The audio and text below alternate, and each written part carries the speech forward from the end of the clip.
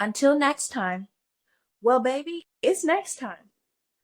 Welcome back to Who Told You I Fell, where spiraling is sacred and figuring it out is part of the vibe.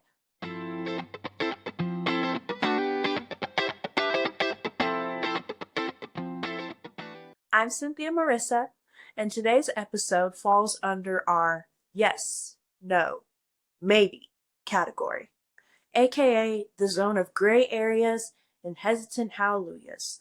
Let's talk confusion and clarity so we can ask ourselves the bigger question: am I on the right path?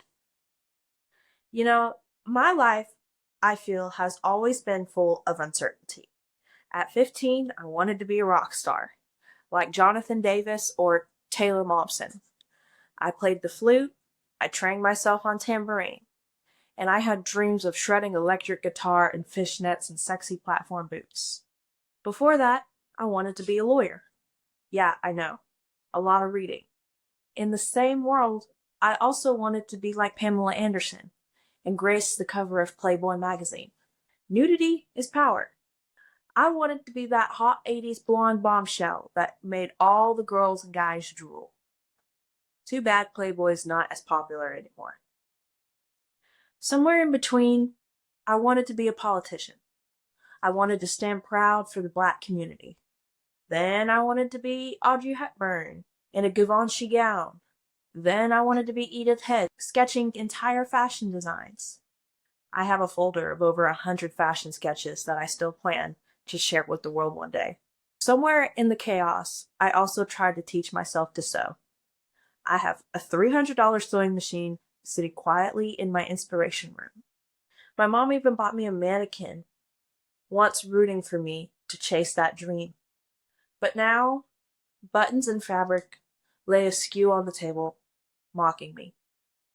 It's a great reminder of a version of myself that never fully took shape.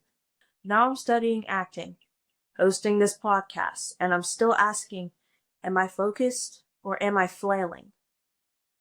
And here's the throat puncher. I obsess over every new hobby when I decide that's what I'm going to do. I mean, full-blown hyperfixation. Pinterest boards, shopping carts, full of tools, tutorials at 3 a.m. And then after a few weeks, I fizzle out. It's like I burn through the passion too fast, and then the guilt creeps in, knowing I've wasted time again. You know, sometimes I wonder, does all of this point to a personality or identity disorder? All these things I've wanted to do, I've wanted to be, all these versions of myself that never came to life. It can be confusing. Like maybe I don't know who I am. But what if it's the opposite? What if all the pieces are who I am?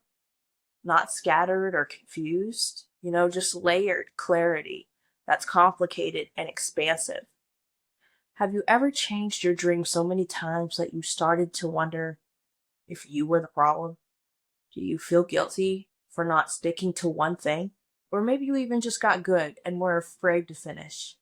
I know I do. So, is there a diagnosis for this chaos? Well, I got news. It could be what psychologists call multi-potentiality, which is a term coined by Emily Wapnick. Multi-potentiality is the tendency for individuals, especially creatives, to have a wide range of interests and this ability to excel in many fields. So it's not ADHD by default, though ADHD can manifest similarly. My therapists of the past have often told me, curiosity is not chaos, it's data. Each thing you have tried gave you a little more insight to who you are. A few signs you're on the right path, even if it doesn't feel like it, might be you keep coming back to a core theme, like storytelling or being creative. You feel energized even when it's hard. Time disappears when you're in the zone.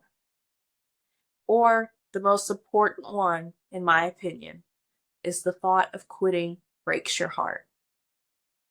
Okay, so now you have an idea of what you're going through. Now what? Well, you don't need to be one thing forever. It can be all of the above. Ask yourself if the path isn't linear because you're not linear. You're building a collage, darling, not a straight line.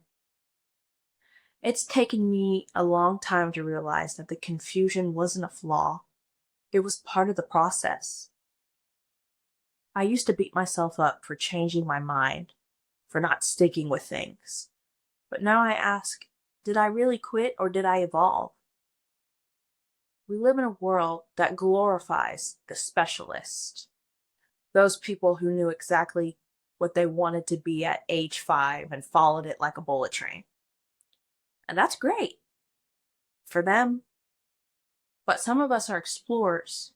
We try things, we taste life, we let our curiosity lead.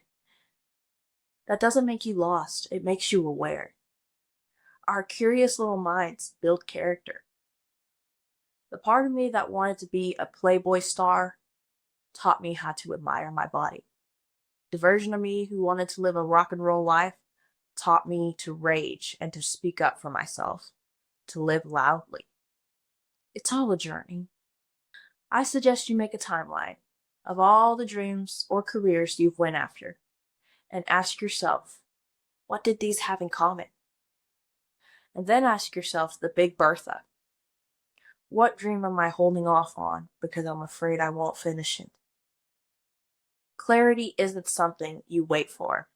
It's something you build, dream by dream. And even if you're not there yet, the fact that you're still searching means you haven't given up. You haven't given up on yourself yet. So before I close this chapter, I'm going to leave you with a song, quote, and a movie just to give you some clarity. The quote of the episode is from Jana Stanfield. I am not lost. I'm exploring. And I say yes to this quote because doubt isn't a detour. It's the scenic route. The movie of the episode is called Julie and Julia. This movie is about two women who turn to cooking as a form of healing, passion, and purpose. If you find yourself insecure or often self-critical, you may relate to Julie. And the song of the episode is a Disney classic, Almost There by Anika Noni Rose. Tiana will always have a special place in my heart, and this is a song I listen to daily anymore. In the end, don't be too hard on yourself. Embrace your past passions. Embrace your creative mind. You'll thank yourself later. And hey, who told you I fell? 'Cause I'm still standing.